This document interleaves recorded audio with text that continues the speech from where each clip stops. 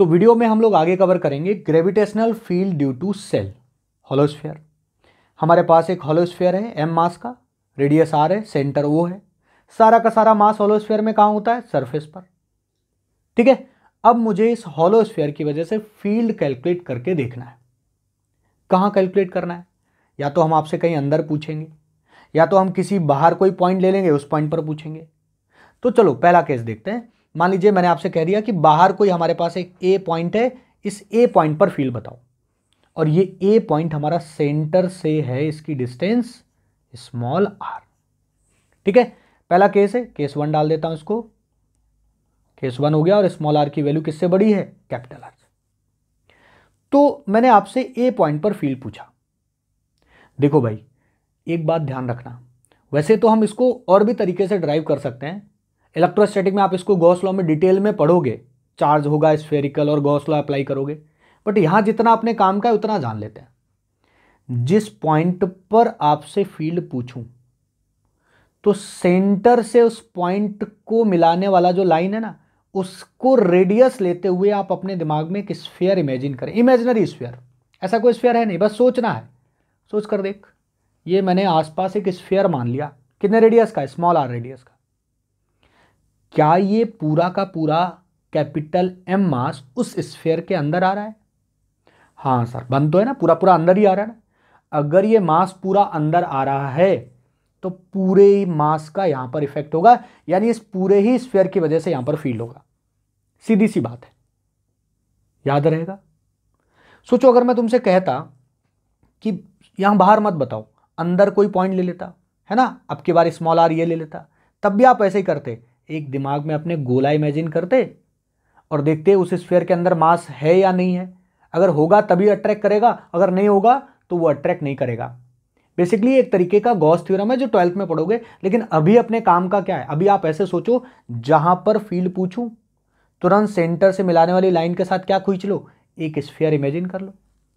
अगर उस स्फीयर के अंदर पूरा मास आ रहा है तो पूरे मास का फील्ड होगा, मास ही नहीं आ रहा है तो फील्ड ही नहीं होगा। आ जाओ जरा पहला केस देखो, क्या पूरा पूरा मास आ रहा है? हाँ सर आ रहा है। कितना फील्ड होगा?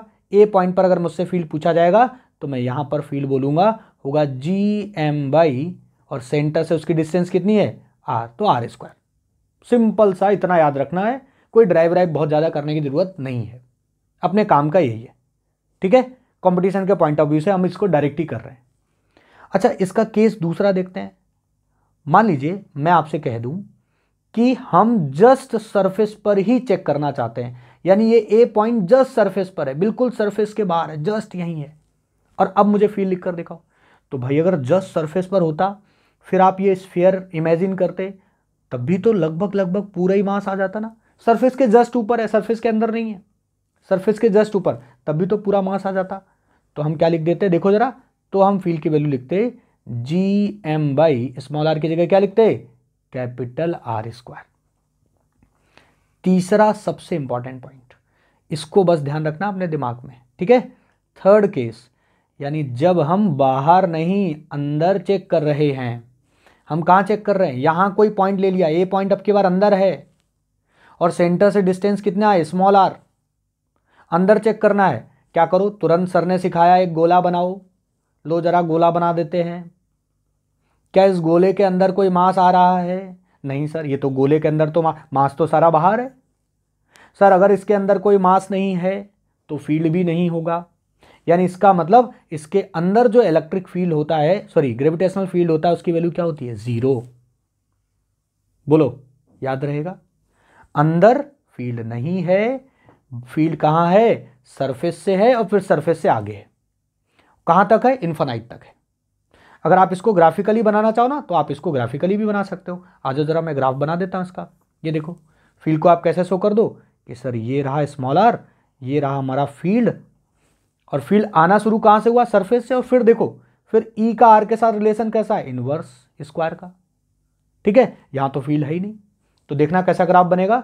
सर ये ग्राफ बनेगा, यहां स्मॉल आर जब कैपिटल आर के बराबर हो गया तब तो फील्ड आया, तब तक तो कोई फील्ड ही नहीं। यहां देखो, यहां तक कोई फील्ड नहीं है, फिर फील्ड आया, और जो भी आया वो घटता चला गया, इनवर्सली स्क्वायर है।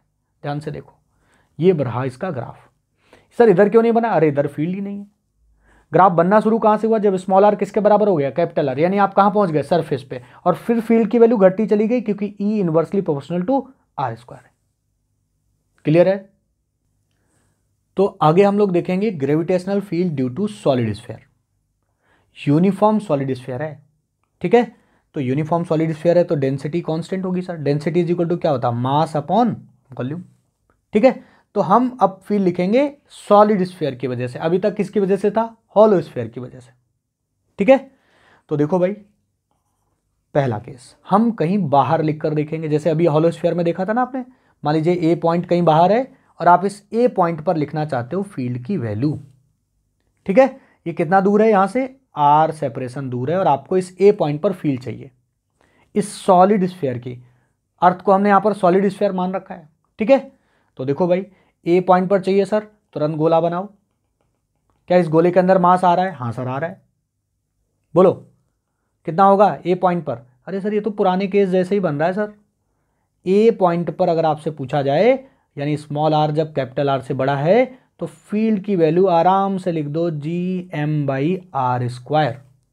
ऐसे ही अगर मैं आपसे सरफेस पर पूछूं तो सरफेस पर भी मस्त होकर लिख दो, कितना आएगा बोलो, स्मॉल आर जब कैपिटल आर के बराबर होगा तो फील्ड की वैल्यू कितनी आएगी, Gm/r²। अब तीसरा इंपॉर्टेंट पॉइंट जिसका नंबर आ गया है भाई, आ जाओ देखो जरा, यानी अब हम लिखेंगे सरफेस के अंदर कोई पॉइंट लेंगे। आ जाओ जरा, आ जाओ, यहां लेते हैं कोई पॉइंट, देखो यहां लेते हैं ये पॉइंट ए, दिख रहा है आप लोगों को ए पॉइंट, दूसरे कलर से बना देता हूं, रेड कलर से इसको, ए पॉइंट यहां हमने ले लिया, ठीक है, अंदर।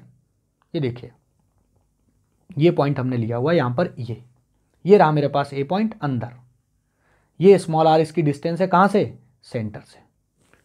अब मुझे बताओ, अब ए पॉइंट के साथ गोला खींचो, क्या इसके अंदर कुछ मास है, हाँ सर अब मास है। पहले वाले केस में मास था क्या, देखो जरा पहले वाला केस देखो, इसके अंदर जब तुमने अंदर वाला पॉइंट लिया था तो अंदर मास था क्या, अरे ये तो हॉलो था सर, अंदर मास ही नहीं था, इसलिए अंदर फील नहीं आया।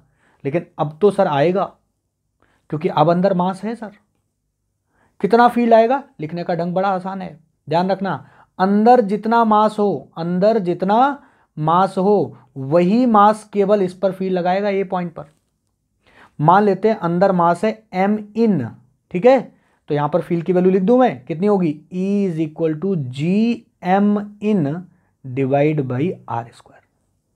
एम इन का मतलब समझ रहे हो ना, पूरा मास नहीं है ये अर्थ का, अर्थ का जितना ये मास होगा इस गोले के अंदर, है ना, ए के साथ जो आपने ये गोला बनाया ना, वही मास केवल फील्ड का इन्फ्लुएंस डालेगा, तो Gm/r², ठीक है। इस m इन को हम रिप्लेस करके टोटल मास के टर्म में भी लिख सकते हैं। कैसे कैसे जरा देखो, आ जाओ। डेंसिटी क्या होती है, total mass upon volume, volume कितना है 4/3 πr³, total volume πr³। Density uniform ली हमने, तो हम केवल और केवल अगर अंदर का मास लिखें, m इन लिखें, तो हमें केवल उसका वॉल्यूम लिखना पड़ेगा, कितना वॉल्यूम होगा 4/3 πr³। अरे भाई पूरा मास पूरा वॉल्यूम, केवल अंदर का मास अंदर का वॉल्यूम, रेशियो तो कांस्टेंट होगा ना। बताओ क्या m इन को कैपिटल M के टर्म में भी लिख सकते हैं, बिल्कुल सर। देखो 4/3 पाई उड़ा दो, बताओ जरा m इन किसके बराबर आ जाएगा, m इन आ जाएगा capital M r³ divide by r³ के बराबर आएगा ना। देखो इधर क्रॉस प्रोडक्ट कर दिया मैंने, ये वैल्यू यहां पर रखो, रखो जरा रखो, बताओ जरा E की वैल्यू क्या बनेगी, E की वैल्यू बनेगी G capital M r³ divide by r² and r³। ये देखो ये r³ से r² उड़ा दो, कितना बन गया जरा देखो, ये बन गया जाके यहाँ पे केवल एक r बचा और ये हमारा उड़ गया r², यहाँ पर बचा क्या r³, ये आ गया सर फील्ड का वैल्यू। ध्यान रहेगा फॉर्मूला, यहाँ पर कैपिटल M क्या है, टोटल मास। अच्छा यहाँ एक चीज ध्यान से देखो, अब जो E आ रहा ना अपना E, वो R के प्रोपोर्शनल है। R क्या है, सेंटर से डिस्टेंस। ये तो देखो सब कुछ कांस्टेंट है ना, अर्थ स्फीयर का रेडियस बदल रहा है ना, मास बदलेगा ना G बदलेगा, तो E का रिलेशन R के साथ कैसा हुआ, प्रोपोर्शनल हुआ। यहां E का रिलेशन आउटसाइड कैसा है, इनवर्सली प्रोपोर्शनल है, ठीक है। और पहले वाले केस में हॉलो स्फीयर में अंदर E था ही नहीं, जीरो था। आप इस फार्मूले को डेंसिटी के टर्म में भी बना सकते हो, आपकी मर्जी। आप यहाँ रो के टर्म में इसको इधर देखो, क्रॉस प्रोडक्ट कर दो, एम एन की वैल्यू रख दो, आप डेंसिटी के टर्म में ही बना दो। बना के देखो जरा, बताओ जरा कितना बनेगा। चलो मैं ही बना देता हूँ। E is equal to G, M N की वैल्यू रखो, क्या लिखोगे, rho 4π/3 r cube divide by R square. बोलो कितनी वैल्यू बनी, ये वैल्यू बन गई E is equal to G, देखो देखो कितनी बनी, आर स्क्वायर से काट दोगे ना तो 4π/3 जी रो, और एक आर बचा। यहां से भी तुम्हें दिख रहा होगा E किसके प्रोपोर्शनल है, आर के प्रोपोर्शनल है। ये तो सब कांस्टेंट है ना, यूनिफॉर्म डेंसिटी ले रखी है आपने। तो ये दोनों फार्मूले आप याद रख सकते हैं, कैपिटल एम के टर्म में भी, डेंसिटी के टर्म में भी, और अंदर का मास तो मैंने ये लिखी के आपको दिखा दिया। होप सो इतना क्लियर होगा। अच्छा इसका कैसा ग्राफ बनेगा, देखो अब अंदर तो फील्ड होगा सर, अब अंदर जीरो नहीं होगा, और अब अंदर जो फील्ड है वो आर के प्रोपोर्शनल है, तो ग्राफ जो होगा अब अपना होगा सर अंदर प्रोपोर्शनल यानी स्ट्रेट लाइन, और फिर बाहर तो वही रिलेशन है, वैसा ही है बिल्कुल, ठीक है। तो ये देखो सबसे ज़्यादा फील्ड कहाँ है, सरफेस पे, अंदर देखो ऐसे ऐसे गए, बढ़ रहा है बढ़ रहा है बढ़ रहा, सबसे ज़्यादा आ गया सरफेस पे, और फिर फील्ड घटना शुरू कर देगा। बोलो दोनों ग्राफ दिमाग में रखिएगा। अच्छा कई जगह बुक्स में वो लोग क्या करते हैं, या हम भी ये कर सकते हैं, बहुत ईजी सा पॉइंट है ना, उससे आप ऐसा मत समझना कि सर गलत पढ़ा रहे हैं। कई जगह वो इस फील्ड को बार बार माइनस दिखाते हैं। क्यों दिखाते हैं माइनस, ये ग्राफ भी नीचे करते हैं, फ्लिप करके बनाते हैं। एग्जाम में अगर ये नीचे फ्लिप करके ग्राफ ऐसा करके आए तो समझना सही है, गलत नहीं है। एक्चुअली में ये जो अट्रैक्शन है ना, इसको अट्रैक्शन दिखाने के लिए हमेशा हम क्या लगा दिया करते हैं, अट्रैक्शन दिखाने के लिए हम इसकी डायरेक्शन दिखाने के लिए माइनस लगा देते हैं। तो कहीं पर ऐसा फील्ड लिखा मिले -gm/r², तो कंफ्यूज मत होना, ये माइनस साइन दिखा रहा है कि इस मास को खींचा जाएगा, अट्रैक्ट किया जाएगा, ठीक है। तो होप सो आपको यहां तक क्लियर हुआ होगा। तो आगे हम लोग करेंगे क्वेश्चन, ठीक है। आ जाओ जरा पहले क्वेश्चन को पढ़ लो सही से। A solid sphere of mass m, radius a is surrounded by uniform concentric spherical shell of thickness 2a, mass 2m given है, gravitational field at distance 3a from the centre will be. ये रहा अपना question. तो पहले question को आप सही से पढ़ो और फिर इसका फिगर कैसा बनेगा ऐसा बनाओ और सोचो, क्योंकि अभी जस्ट आपने कॉन्सेप्ट्स पढ़े हैं, फार्मूले भी आपने अभी जस्ट देखे, तो आप हो सके तो स्क्रीन को रुको और थोड़ी देर के लिए सोचो कि कैसा फिगर बनेगा, कहाँ फील्ड पूछ रहा है, ठीक है। आ जाओ, अच्छा मैं आपको करा के दिखा देता हूँ एक क्वेश्चन। सबसे पहले उसने क्या कहा, एक सॉलिड स्फीयर लेना है, तो चलो भाई सबसे पहले एक सॉलिड स्फीयर बना दे। आ जाओ भाई, एक सॉलिड स्फीयर बना दिया मैंने, ये रहा मेरे पास एक सॉलिड स्फीयर। इस सॉलिड स्फीयर का मास कितना लेने को बोला है, m। इसका रेडियस कितना लेना है अपने को, इसका रेडियस लेना है सर a, ठीक है भाई। और इसको क्या करना है, इसको सराउंडेड करना है एक सेल से, और सेल वो भी थिकनेस वाला सेल। तो आ जाओ भाई इसको सराउंडेड कर देते हैं। यहाँ पर देखो, ये देखो मैंने इसको आसपास सराउंड कर दिया, ये देखिए। और ऐसे सेल से सराउंड करना है जिसकी थिकनेस कितनी होनी चाहिए बताइए ज़रा, जिसकी थिकनेस होनी चाहिए 2a। तो ये देखो, ये रही इसकी थिकनेस, ठीक है। ये मैं इसकी थिकनेस बना देता हूँ, ये इसकी थिकनेस है, और थिकनेस की वैल्यू कितनी लेनी है अपने को, ये वैल्यू लेनी है सर यहाँ से यहाँ तक 2a, ठीक है। ये ले लिया मैंने 2a, ओके। और ये जो सराउंड किया है अपने आसपास, इसका मास कितना लेना है, इसका मास लेना है 2m। अब अच्छा देखिए, आपको फील्ड, सेंटर का नाम दे देता हूँ O।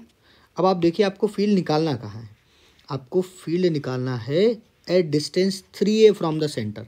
चलो सेंटर से 3a डिस्टेंस चलकर देखो जरा, a रहा इसका रेडियस और 2a ये थिकनेस है, तो 3a डिस्टेंस अगर आप चलोगे सेंटर से तो कहाँ पहुँच जाओगे, जस्ट सरफेस पे आप यहाँ पहुँच जाएंगे, है ना। इसका मतलब मेरे को जस्ट सरफेस पर फील्ड चेक करना है। यहाँ जस्ट सरफेस पर फील्ड कौन दे रहा होगा, एक तो ये सॉलिड वाला स्फीयर दे रहा होगा, और कौन दे रहा होगा, ये जो सेल है ये सेल दे रहा होगा। दोनों का कंट्रीब्यूशन होगा कि नहीं होगा, हाँ सर दोनों का ही कंट्रीब्यूशन होगा, क्योंकि अगर आपने यहाँ पर टेस्ट मास रखा होता कोई छोटा सा तो दोनों ही अट्रैक्ट करते ना, ये अंदर वाला स्फीयर भी अट्रैक्ट करता और ये जो सेल है वो भी अट्रैक्ट करता। तो आ जाओ जरा एक एक करके देखते हैं। पहले हम सेल लिखेंगे, सॉरी पहले हम फील्ड लिखेंगे केवल इस सेल की वजह से। ये देखो मैं इसको हाईलाइट कर देता हूँ। इस सेल की वजह से अगर मेरे को फील्ड लिखना है तो कितना फील्ड होगा ज़रा देखिए। इस सेल की वजह से मुझे कहाँ लिखना है फील्ड? सरफेस पर, जस्ट सरफेस पर, यहाँ लिखना है मेरे को फील्ड। ठीक है, तो देखो लिखते हैं सेल की वजह से। सेल की वजह से फील्ड होगा, क्या फार्मूला होता है? GM/R² होता है ना। तो GM/ और डिस्टेंस कितनी है सेल से? 3a, तो 3a का स्क्वायर। ठीक है, ये हो गया केवल और केवल सेल की वजह से इस पॉइंट पर फील्ड। अच्छा, किसी भी पॉइंट पर फील्ड लिखते कैसे हो? स्फेरिकल सेल या स्फेयर की वजह से क्या सिखाया था? आप जिस पॉइंट पर आपसे पूछूं, यहां से देखो उस पॉइंट के साथ क्या इमेजिन कर लो, एक स्फेयर इमेजिन कर लो। यही तो सिखाया ना मैंने अभी। एक स्फेयर इमेजिन कर लो और स्फेयर के अंदर देखो, अगर उसका सारा मास आ रहा है, जो भी मास आ रहा हो वो यहाँ लिख दो। उस इमेजिनरी स्फेयर के अंदर जो भी मास ट्रैप हो रहा हो, वो सारा का सारा मास यहाँ लिखना है। तो सोचो अगर मैं यहाँ से एक स्फेयर बनाऊंगा तो ये पूरा का पूरा अंदर ट्रैप होगा कि नहीं होगा? तो पूरा पूरा मास यहाँ लिख दो। ठीक है, डिवाइड बाई 3a²। और जब कभी मैं आपसे सरफेस पर लिखवाऊं ना, तो सरफेस के जस्ट ऊपर बनाना है ना, थोड़ा सा ऊपर, dr ऊपर, और बनाकर देख लेना। चलिए, तो ये हमने फील्ड लिखा इस सॉलिड स्फेयर की वजह से। अब जरा इसकी वजह से लिखते हैं, ये जो आसपास आपने सराउंडिंग किया है। इसके लिए भी अगर आप यहाँ पर एक सेल बनाओगे तो क्या ये मास भी उस सेल के अंदर आ रहा है? हाँ सर, ये मास भी उस सेल के अंदर ही आ रहा है। तो अंदर आ रहा है तब तो बड़ा अच्छा लिखना, आराम से लिख सकते हैं E2, यानी दूसरे वाले सेल की वजह से मैं लिख रहा हूँ G, लेकिन वो जो अंदर मास आ रहा है उसका मास है कितना? 2m। तो यहाँ पर लिखना पड़ेगा 2m। ठीक है, 2m, और डिवाइड बाई सेंटर से उसकी भी डिस्टेंस कितनी है यहाँ से यहाँ तक की? सेंटर से ही डिस्टेंस लेंगे हमेशा, है ना। तो कितना हो गया? 3a का स्क्वायर। ये देखो हमने दोनों, यानी सॉलिड स्फीयर और जो आसपास सेल सराउंडेड था उसकी वजह से फील्ड लिख दिया। अब एक बात बताओ, इस पॉइंट पर दोनों ही क्या करते हैं? दोनों ही टेस्ट मास को अट्रैक्ट करते हैं सेंटर की तरफ अपने। दोनों का डायरेक्शन सेंटर की तरफ ही होता है अट्रैक्शन का। तो दोनों फील्ड सीधा सीधा ऐड हो जाएंगे। ठीक है, E=E1 + E2। सीधा सीधा दोनों फील्ड को ऐड कर दो। ऐड करो जरा, देखो क्या बनेगा। उधर 2m है, इधर m है, तो ऊपर बन जाएगा 3gm और नीचे क्या बन जाएगा? 9a²। 3 और 9 को कट कर दीजिए तो क्या बन गया? GM/2a²। ये बना जाके मेरा तो कौन सा correct? Sorry, not 2a, 3a², है ना, 3a²। ये देखो, तो ये बना जाके सर कौन सा करेक्ट है? ये ऑप्शन C करेक्ट है। ठीक है, तो ये अपन ने क्वेश्चन देख लिया। अच्छा, एक क्वेश्चन ज़रा आप ट्राई करो, देखते हैं आप कितना दिमाग लगाते हैं। आ जाओ ज़रा, एक क्वेश्चन ही आपके लिए। चलो मैं क्वेश्चन पढ़ देता हूँ। 2 सॉलिड स्फीयर हैं, एक का रेडियस 1 है, एक का रेडियस 2 है। एक का मास m1, दूसरे का मास m2। ठीक है, आपका जो ग्रेविटेशनल फील्ड है स्फीयर 1 और 2 का, उसका ग्राफ दे दिया क्वेश्चन ने, और वैल्यू किसकी पूछी? m1/m2 का रेशियो पूछा क्वेश्चन में। तो कैसे हैंडल करेंगे इसको? आ जाओ ज़रा। एक बात बताओ, अभी जस्ट आपने सॉलिड स्फीयर के लिए ग्राफ बनाया था, कैसा बना था? ऐसे ही तो ग्राफ बना था। R वर्सेस E आपने ग्राफ बनाया था, तो पहले फील्ड बढ़ता गया, फिर सबसे ज़्यादा फील्ड कहाँ हो गया था? सरफेस पर, और फिर फील्ड की वैल्यू क्या होती चली गई? घटती चली गई। अच्छा, सरफेस पर फील्ड लिखना आता है अपने को, कितना होता है? GM/R²। होता है कि नहीं होता है? ये दोनों स्फीयर के लिए ग्राफ दे दिए एक ही में। पहले वाले स्फीयर के लिए ये ग्राफ है और दूसरे वाले स्फीयर के लिए ये ग्राफ है, और बाद बाकी यहाँ डाटा है। ये देखो सारा का सारा डाटा इधर इस एक्सिस पे फील्ड वगैरह दे रखा है। आपको किसका रेशियो देना है? m1 और m2 का। हिंट दूँ? देखो देखो, इसके सेंटर ये रेडियस 2 है ना, इसके जब आप सरफेस पे जाते हो, दूसरे स्फीयर के जब आप सरफेस पे पहुंचे हो, यहाँ पर सरफेस पे ही फील्ड सबसे ज़्यादा होता है, तो जब आप सरफेस पे पहुंचे तो देखो फील्ड की वैल्यू कितनी है? 3 है। अरे सरफेस पे फील्ड की वैल्यू पता लग गई, R पता ही है, आगे आप सोच लो क्या करना है। ऐसे दोनों के सरफेस पे देखो फील्ड की वैल्यू दिख रही है आपको। बता दो फटाफट, कमेंट बॉक्स में आंसर दे दो, कौन सा ऑप्शन करेक्ट होगा A B C D में।